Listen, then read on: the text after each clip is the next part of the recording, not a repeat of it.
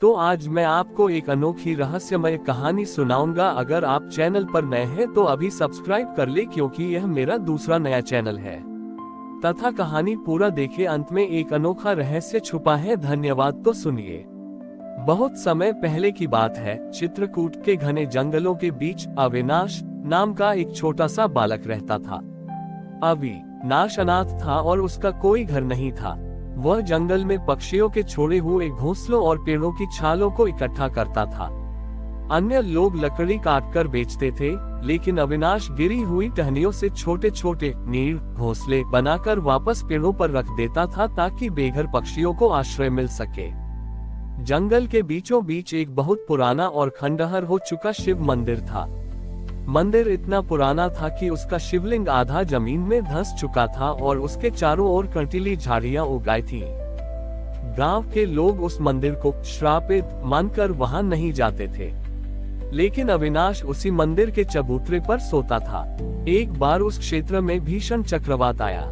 पेड़ों की जड़ें उखड़ने लगी और जंगल के जीव जंतु इधर उधर भागने लगे। अविनाश ने देखा कि उस पुराने मंदिर की छत का एक भारी पत्थर ठीक शिवलिंग के ऊपर गिरने वाला है। वह बालक छोटा था, उस पत्थर को रोक नहीं सकता था। उसने बिना अपनी जान की परवाह किए शिवलिंग के ऊपर खुद को झुका लिया और अपने दोनों हाथों से उस शिवलिंग को ढांक लिया। पत्थर गिरा, लेकिन अविनाश को चोट नहीं लगी। उसे ऐसा महसूस हुआ जैसे किसी ने उसके ऊपर एक विशाल और कोमल छत्र तान दिया हो। जब उसने आंखें खोली तो देखा कि वह भारी पत्थर हवा में अधर में लटका हुआ था। अचानक उस खंडहर मंदिर की झाड़ियां सुनहरी लताओं में बदल गईं। शिवलिंग से एक अलौकिक संगीत सुनाई देने लगा। ये किसी मंत्र का जाप नहीं था, बल्कि जंगल के सभी पक्षियों के चहकने का एक मधुर मिश्रण था।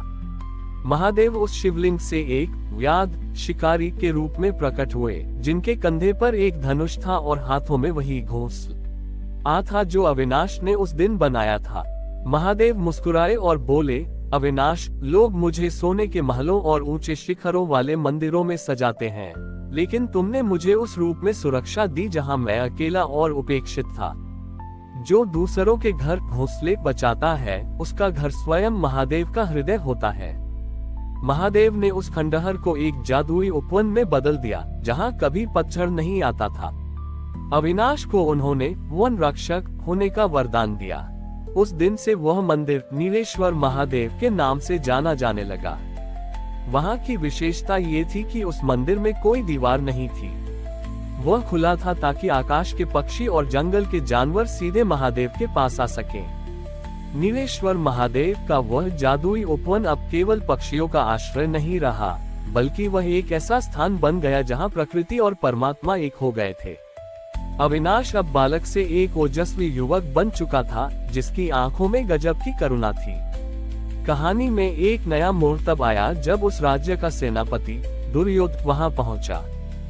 दुर्योध एक क्रूर शिकारी था, जिसे दुर्लभ पक्षियों के पंखों और जानवरों की खाल का संग्रह करने का शौक था। जब उसने सुना कि नीलेश्वर उपवन में ऐसे पक्षी रहते हैं जो सोने की तरह चमकते हैं और मनुष्य की भाषा समझते हैं, तो उसके मन में लालच जाग उठा। दुर्योधन अपनी सेना और बड़े बड़े जालों के साथ उपवन की सीमा पर पहुंचा। जैसे ही उसने पहला तीर एक नीले कंठ वाले पक्षी की ओर छोड़ा, वो तीर हवा में ही जलकर भस्म हो गया। अविनाश शांत भाव से एक वृक्ष के नीचे बैठा था। उसने उठकर सेनापति से कहा, सेनापति जी, इस उपवन में मृत्यु का प्रवेश वर्जित है। यहाँ केवल वही आ सकता है जो जीवन देना जानता हो। दुर्योधन ने अट्टहास किया और बोला, मैं अपनी शक्ति से इस पूरे जंगल को वश में कर सकता हूँ। हटाओ इस बालक को। उसने अपने सैनिकों को पेड़ काटने और आग लगाने का आदेश दिया। जैसे ही सैनिकों ने कुल्हाड़ी उठाए, उपवन का वातावरण बदल गया। अचानक हजारों पक्षियों ने एक साथ उड़ान भरी और उनके पंखों की फड़फड़ाहट से ऐसा प्रचंड वेग उत्पन्न हुआ कि सैनिक अपने स्थान से हिल भी नहीं पाए। तभी मंदिर के उस आधे धन से हुए शिवलिंग से एक गहरा स्वर गूंजा।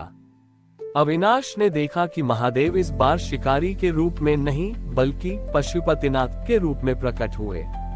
उनके चारों ओर जंगल के हिंसक शेर और कोमल हिरण एक साथ खड़े थे। महादेव की जटाओं से बिजली जैसी चमक निकली और दुर्योधन के धनुष बाण राख हो गए। महादेव ने गंभीर स्वर में कहा, दुर्योधन, तूने जिसे शक्ति समझा वह विनाश है। सच्चा बल दूसरों को पिंजरे में कैद करने में नहीं, बल्कि उन्हें उड़ान देने में है। सेनापति का अहंकार उसी क्षण ढह गया।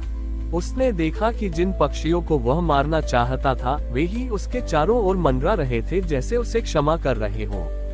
महादेव ने अविनाश की ओर देखा और उसके हाथ में एक दिव्य बांसुरी दी। उन्होंने कहा, जब तक ये बांसुरी बजेगी इस उपवन की शांति कोई भंग नहीं कर पाएगा। दुर्योधन ने अपनी तलवार त्याग दी और वहीं एक साधारण माली बनकर रहने लगा। उसने संकल्प लिया कि वह जीवन भर उन पक्षियों की सेवा करेगा जिन्हें उसने नुकसान पहुंचाया था। नीलेश्वर महादेव का वह उपवन आज भी उन लोगों को शांति प्रदान करता है जो दुनिया के शोर से थक चुके हैं। हमारी और भी आध्यात्मिक एवं अनोखी कहानियां देखने के लिए हमारे चैनल पर जाएं तथा धार्मिक एवं पौराणिक अनोखी कहानियां हमारे चैनल पर है। कृपया जाके देखें तथा हमारे चैनल को सब्सक्राइब करके रखें और वीडियो लाइक जरूर करें। धन्यवाद।